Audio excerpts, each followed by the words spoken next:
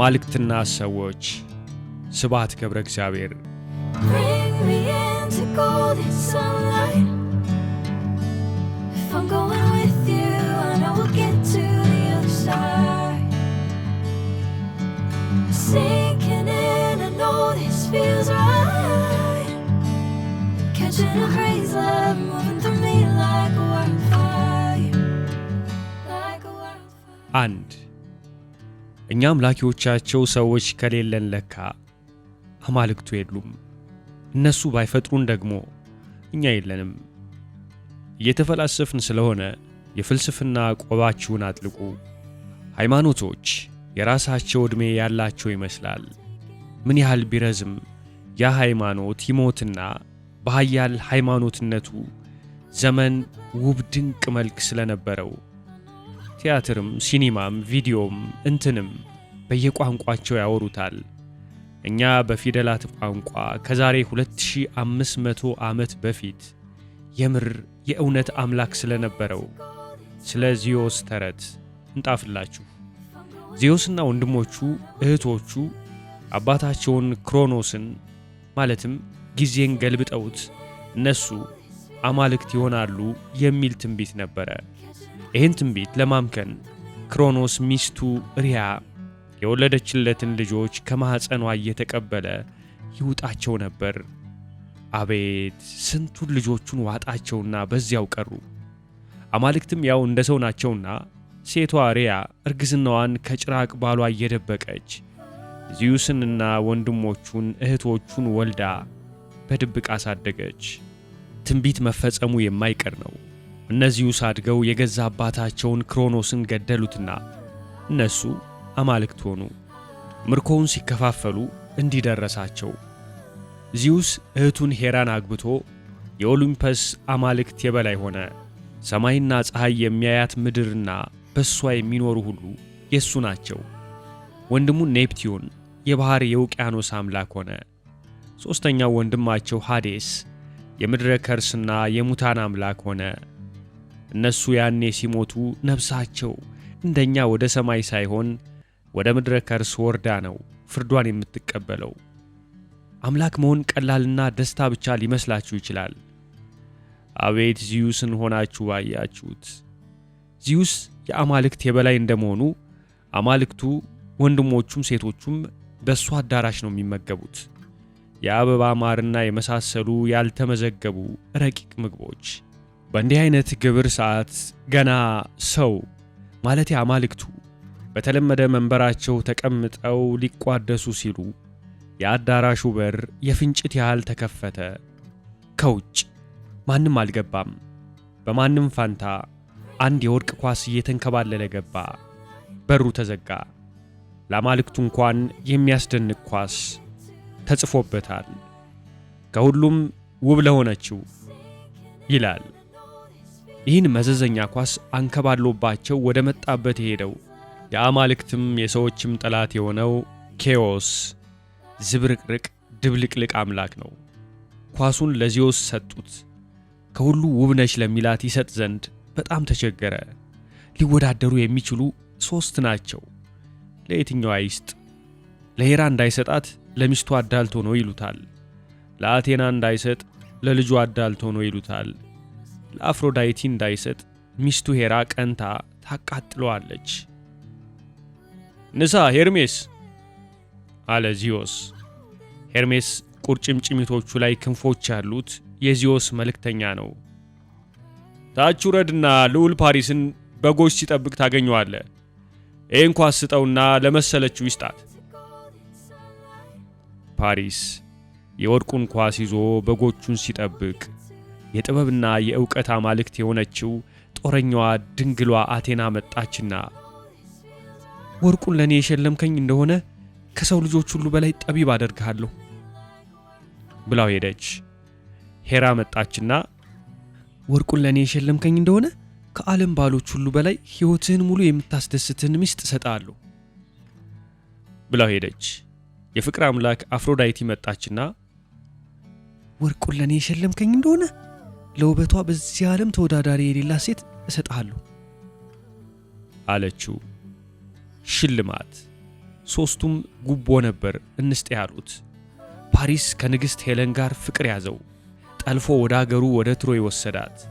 የሄለን ባል ንጉሥ ሜኔላውስ የሁሉም የግሪክ ንጉሶችና ጦረኞች መልእክት ላይ የመላው አገራችን የግሪክ ክብር ነው የተደፈረው፣ ዛሬ አብራችሁኝ ዝመቱና ክብራችንን እንመልስ። በትሮይ ላይ ዘመቱ።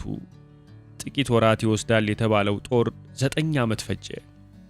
ለረጅም ጊዜ ለዚህ ረጅም ጦርነት ሰበብ የሆነችው ሄለን የዚዩስ ልጅ ነች። እናቷ ሌዳ የተባለች በጣም የተዋበች ሴት ነበረች። ዚዩስ በፍቅር ወደቀላት። ሚስቱ ሄራ እንዳትነቃበት ዚዩስ ስዋን በሚባል እጅግ የሚያምር የውሃ ዳር ትልቅ ነጭ ወፍ ተመስሎ መጣ። ሌዳ ስዋን ላይ ተቀመጠችና አንገቱን እቅፍ አደረገችው። ሌዳ በዚያ አኳኋን ከዚዩስ እንቁላል ወለደች። በእንቁላሉ ውስጥ ሄለን ውቢቱ ተፈለፈለች። ሌላ ጊዜ ዚዩስ ሚስቱን ሄራን ሲሸውዳት በጣም በሚያምር በሬ ተመስሎ ወርዶ አውሮፓ የምትባል ፀሐይ የመሰለች ውቢት ሴት ወደምትዋኝበት ዋኝቶ መጣ። ወደደችው። እሷ እላዩ ላይ ተቀምጣ እሱ እየዋኘ ወደ ስውር ቦታ ወሰዳትና እዚያ ተገናኛት። ከአንገቱ በላይ በሬ ከአንገቱ በታች ሰው የሆነ ሚኖቾር የተባለ ተወልዶ ክሬቴ ደሴት ውስጥ በጨለማ ምድር ስር በተሰራ ቤተ መንግሥት እየኖረ ደሴቲቱን ይገዛል። ሚኖቶር ግሪኮችንም ያስገብራል። እያንዳንዷ የግሪክ ከተማ በዓመት አንዳንድ ብላቴና ትገብራለች። ሚኖቶር ሳይቀቅል እየገነጣጠለ ይበላቸዋል። የአቴንስ የንጉሥ ልጅ የሆነው ቲዩሲዮስ አባቱን እንዲህ አለው፣ አቴንስ የምትገብረው ብላቴና ሁኜ ልወሰድ፣ ሚኖቶርን ገድዬው እመለሳለሁ። አማልክቱ ይርዱህ። ከገደልከው የመርከብህ የመንሳፈፊያ ሸራ ነጭ ይሁን። ድል ማድረግህን ገና ከሩቅ እንዳውቅ። ጥቁር ሸራ ከሆነ ግን የሞትህን መርዶ ሊነግሩኝ መምጣታቸው ነው። ቲሼስና ተሰዊዎቹ ለሳምንታት በትልቅ እንክብካቤ ይያዛሉ፣ ይጋበዛሉ፣ ይጫወታሉ። ቲሼስ በዚህ የመስተንግዶ ጊዜያት ልዕልት አርያድኒን ይተዋወቃትና ፍቅር ይይዛቸዋል። እንግዲህ ሚኖቶር የሚኖረው ጨለማ ውስጥ ብቻ ሳይሆን ቤተ መንግሥቱ አሰራሩ ሆን ተብሎ ግራ እንዲያጋባ ነው። በየትም ብንሄድ የሄድን ይምሰለን እንጂ ተመልሰን እዚያው ልንገኝ እንችላለን። አርያድኒ ለቲሼስ የክር ኳስ ትሰጠዋለች። አንዱን ጫፍ እዚህ መግቢያው ጋር ትከለውና ኳሱን እየፈታህ እየራክ ትሄዳለህ አለችው። ስትመለስ የተዘረጋውን ክር እየተከተልክ ተመልሰህ ከተነሳህበት ትደርሳለህ። ቲሼስ ገብቶ ሚኖቶርን ገድሎ ሲያበቃ የአርያድኒን ክር እየተከተለ ወደ ፀሐዩ ዓለም ወጣ። አርያድኒን በችኮላ ተሰናብቶ መርከቡ ውስጥ ገብቶ ወደ አቴንስ ቀዘፈ። እንግዲህ መስዋዕት ሊሆን ሲሄድ በሐዘን ምክንያት የመርከቡ የመንሳፈፊያ ሸራ ጥቁር ነበር። ቲሼስ በጥድፊያው ሸራውን ነጭ ማድረጉን ረሳው። የቲሼስ አባት የልጁን መርከብ ከሩቅ ብቅ ስትላያት የመንሳፈፊያ ሸራዋ ጥቁር ነው። የልጄን ሞት ሊያረዱኝ ነው፣ የእሱን መሞት በጆሮዬ ሳይነግሩ ይልቅደማቸው ልሙት ብሎ ወስኖ ራሱን ገደለ። ቲሼስ የምስራቹን ለአባቱ ሊነግረው እየሮጠ ሲገባ ሙቶ አገኘው። ቲሼስ የአቴንስ ንጉሥ ሆነ። አሁንም ከሚስቱ ከሄራ ሲደበቅ ዚዩስ በጣም ቆንጆዋ ዳኔ ልተኛ ስትጋደም ወርቅ ሆኖ ፈሰሰባት። ዚዩስ ሰው ቢሆን ግን አይጸድቅም። የሄራ ጡር ይደርስበት ነበራ። ምን ያደርጋል? አምላክ ሆነ።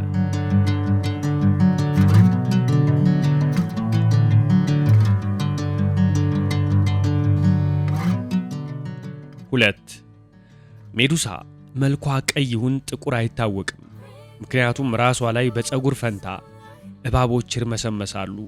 እነሱንም ያየ ሰው በድንጋጤ ድንጋይ ይሆናል። ፐርሲየስ ከቁመቱ እኩል የሆነ ጋሻ ሰራ። ጋሻው መልክ ቁልጭ አድርጎ የሚያሳይ መስታወት ነው። ፐርሲዮስ በጋሻው ተጠልሎ መጣባት። እንደለመደችው ድንጋይ ያረጋዋለሁ ብላ ወደ ፐርሲዮስ ዙራ ስትመለከት መስታወቱ ውስጥ እባቦቹ ሲርመሰመሱ ታዩአት። ወዲያው በድንጋጤ ድንጋይ ሆነች ከነባቦቿ። Never the same, never calling my name. 3 ስፊኒክስ ጭንቅላቷ የቆንጆ ሴት ገላዋ ግን ያንበሳ ነው። ወደ ቴብስ ከተማ መግቢያ ላይ መቀመቅ የመሰለ ገደል አፋፍ ላይ ቆማ ሰው እስኪመጣ ትጠብቃለች።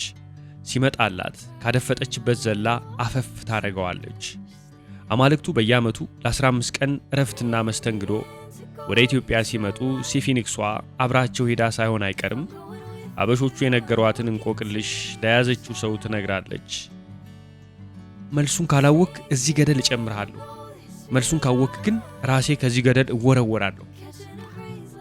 መልሱ እየጠፋው ብዙ ሰው ገደል ገብቶ ቀረ። ኤዲፐስ በዚያ ሲያልፍ ተያዘ። እንቆቅልህ አለችው። ምን አውቅልሽ? ጧት በ4 እግር፣ ቀን በ2 እግር፣ አመሻሽ ላይ በ3 እግር የሚሄድ ፍጡር እወቅልኝ። ያ ፍጡር ሰው ነው አላት። እንዴት? በሕፃንነት በ4 እግር ይታል፣ አድጎ በ2 እግር ይራመዳል፣ ሲያረጅ ምርኩዙ 3ኛ እግር ይሆነዋል። ይህን ስትሰማ ስፊኒክስ ኤዲፐስን ለቀቀችውና መሬት የሚበላ ሰማይ የሚሰነጥቅ ረጅም ጩኸት አሰምታ መቀመቅ ገብታ በትንትኗ ወጣ። የቲፕስ ነዋሪዎች ውለታውን ለመመለስ አነገሱት። ንግሥታቸውን ጆካስታ እንዳሩለት። ይሄ እዚህ እንደ ተረት የምነግራችሁ የንጉሥ ኤዲፐስ ታሪክ 500 ዓመት ከክርስቶስ በፊት በመድረክ ላይ እንደ ታላቅ ትራጀዲ ይተወን ነበር። ማለት በአቴንስ፣ ኮኒንዝ፣ ቴብስ እና ሌሎችም ከተማዎች ነዋሪ የሆኑ ግሪካውያን ከሃይማኖት በዓላት ጋር በተያያዘ በየ4 ዓመቱ በሚከበር የመዝናኛ ሰሞን ያዩት ነበር። የእውነት ታሪክ መሆኑን እያመኑ የኮረንት ንጉሥ ሌዮስና ንግሥት ጃካስታ አገሩን በሰላም ሲገዙ ብዙ ዓመታት አለፉ፣ ግን አልወለዱም። ልጅ ስጭም ብለው ሊማለዱ ወደ ኦራክል ሄዱ። ኦራክል በእነሱ ሃይማኖት የእኛን ቁልቢ ገብርኤል ሥራዎች የምትፈጽምላቸው ናት። የራሷ የሆነ አጸድ በተከበበ ጉብታ ላይ የተገነባ ቤተ መቅደስ ያላት፣ ለሚያመልኳት የአማልክቱን ፍቃድ ወይ ውሳኔ የምትናገር ድንግል ናት። በሕፃንነቷ ተመልምላ ለዚህ ብፅዕና የተቀደሰች እና እቺ ኦራክል ለዩስና ለጃካስታ ምን አለቻቸው? ወንድ ልጅ ትወልዳላችሁ፣ አባቱን ገድሎ ከእናቱ ልጅ ይወልዳል። ቃሏ ነውና ወንድ ልጅ ወለዱ። ላም እሳት ወለደች፣ እንዳትልሰው እሳት ሆነባት፣ እንዳትተው ልጇ ሆነባት እንደምንለው ሆነባቸውና ደምቶ እንዲሞትላቸው 2 መረገጫ እግሩን በሉት። አውሬ እንዲበላው ወይ ጥምብ ጉብታ ላይ ጥለውት ተመለሱ። በዚያን ዘመን እምነት እና ምናልባት በሚሊኒየማችንም በአሁኑም ትንቢቱ ይፈጸም ዘንድ አንድ የጎረቤት አገር ንጉሥ እረኛ በተሰማራበት ሲውል ሕፃኑን አገኘው። እስካሁን ሳይሞት ያገኘሁት አማልክቱ እንዲኖር ቢፈልጉ ነው እያለ ሕፃኑን አቅፎ ወስዶ ለንግሥቲቱ ሰጣቸው። ንጉሥና ንግሥት ከረጅም ዓመታት ትዳር በኋላ መሃን መሆናቸውን አሜን ብለው ተቀብለውት ባንወልድም ፍቅራችን ይበቃናል ብለው እየኖሩ ነበር። አማልክቱ የላኩላቸውን ልጅ ስሙን ኤዲፐስ ብለው እንደ ልዑል አሳደጉት፣ እንዲወርሳቸውና እንዲነግስ። ኤዲፐስ 21 ዓመት አልፎት ነፍስ ካወቀ በኋላ አንድ ሽማግሌ አንተ እኮ የአሳዳጊ ወላጆች የሥጋ ልጅ አይደለህም፣ የሥጋ ወላጆችህ ማን እንደሆኑ በጭራሽ ሊታወቅ አይችልም ብሎ መርዶ ነገረው። ከዚህ የሚቀጥለው የታሪኩ አጭር ወይም ረጅም ክፍል ዘመናት ይዘውት አልፈው ጠፍቷል። እስከ ዛሬ የተረፈልን እንዲህ ይላል። ኤዲፐስ አንድ ቀን ደልፊ ውስጥ ወደሚገኘው ቅዱስ የትንቢት ቦታ ሄደ። በሥነ ሥርዓቱ ጾሞ ጸድቶ ወደ ትንቢት ነጋሪው አገባ። ይህ ኤዲፐስ አባቱን ገድሎ እናቱን ያገባል አለች ነቢዩዋ። ይህስ በእኔና በጻድቃን ወላጆቼ ከሚደርስብን ወደ እነሱ ባልመለስ ይመረጣል አለና ኤዲፐስ እንደወጣ ቀረ። ፊቱን ወደ ቲብስ አዞረ። ሊደርስ ምንም ያህል ሳይቀረው አንድ ጅረት ሲሻገር ከወዲያ በኩል አንድ ሽማግሌ ሲመጣ ሊተላለፉ ሆነ። በሰላም እንደማለፍ ታዲያ ሽማግሌው ሲመጣ በኃይለኛ ንዴት ላይ ኖሮ ኤዲፐስን አመናጨቀው። እንዳይሸጥ እንዳይለወጥ አድርጎ ሰደበው። እረፍ ቅሌታም ሽማግሌ አለና አንዴ በክንዱ ደረቱን ደለቀው። ሽሜ ወደቀ፣ እዚያው ቀረ። አብረውት የነበሩት ሰዎች ሬሳቸውን ተሸክመው ወደ ቲብስ አመሩ። ኤዲፐስ ወደ ቲብስ መንገዱን ሲቀጥል ሲፊኒክስ ባለችበት ገደል ማለፍ እንደነበረበትና የሲፊኒክስን እንቆቅልሽ መልሱን ስላወቀባት ገደል እንደገባች እና የቲብስ ነዋሪዎች ደግሞ ውለታውን ለመመለስ እንዳነገሱት ቅድም ተናግረናል። ኤዲፐስ ብዙ ዓመት ነገሰ። ከንግሥት ጆካስታ አንቲጎን የምትባል ልጅ እያሳደጉ አገሩን ለረጅም ዓመታት በሰላም እየገዙ ሲኖሩ አገሪቱን ገዳይ ወረርሽኝ በሽታ መታት። በየቀኑ ሬሳ ሲበዛ ጊዜ ወደ ኦራክል ሰው ልከው መነሻው ምን እንደሆነና መዓቱን ለማስወገድ ምን መደረግ እንዳለበት አስጠየቁ። መልእክተኛው ሲመለስ ንጉሥ ኤዲፐስና ንግሥት ጆካስታ ተቀበሉት። እዚህ ከተማ ውስጥ አማልክቱን የሚያጸይፍና የሚዘገንናቸው ድርጊት ተፈጽሟል። ኃጢአተኛው ከዚህ ከተባረረ በሽታው አብሮት ይጠፋል። ምን ማዕተኛ ኃጢአት ተሰራ? ወላጅ አባቱን ገድሎ ከወላጅ እናቱ ልጅ የወለደ ሰው በመሃላችን ይገኛል። ያ የተረገመ ሰው ማን ነው? ያ ሰውማ አንተ ነህ፣ ንጉሥ ኤዲፐስ፣ የንግሥት ጆካስታ ልጅ ሆይ። ለካ ኤዲፐስ ጅረስ ሲሻገር የገደለው ቅሌታም ሽማግሌ አባቱ ኑሯል። የዳሩለት ደግሞ እናቱን ጆካስታን ነበር። ኤዲፐስ ይሄ ዘግናኝ ዕጣ ፈንታ እሱ እንኳን ሊያጠፋ ቀርቶ ገና ሳይረገዝ ለምን እንደተፈረደበት ሲያስብ ሲያወጣ ሲያወርድ የአማልክቱን ማናለብኝነትና አይመረመሬነት ሲያሰላስል ጋሻ ጃግሬው ቀስ ብሎ ገብቶ አንሾካሾከለት። ንጉሥ ሆይ፣ ንግሥት ጆካስታ በገመድ ታንቃ ሞተች። ኤዲፐስ ደንዝዞ ቆየና እኔስ ባልፈጠር ይሻለኝ ነበር። ይህን ሁሉ መዓት ለማየት የተጠሩት እነዚህ ዓይኖቼ ይጥፉ እያለ በስለት አፈሰሳቸው። ኤዲፐስ ንጉሥ ከውድ መዓተኛ ከተማው ሲሰደድ ያቺ ከናቱ የወለዳት የዓይኑ አበባ የነበረች ልጁ አንቲገን ዓይኑን ተክታ እየመራችው ነበር።